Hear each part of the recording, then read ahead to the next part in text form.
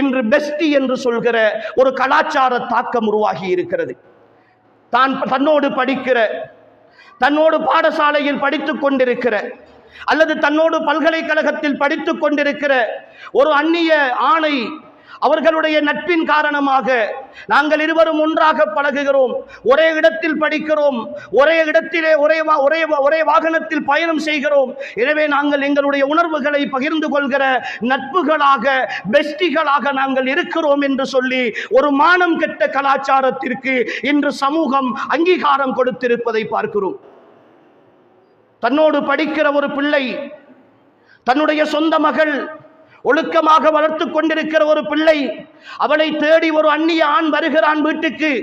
கேட்டால் கூட படிப்பவன், ஒன்றாக போகுபவன், ஒரே இடத்தில் தங்கி இருப்பவர்கள், ஒரே அலுவலகத்தில் வேலை செய்பவர்கள் வீட்டுக்கு வருகிற பொழுது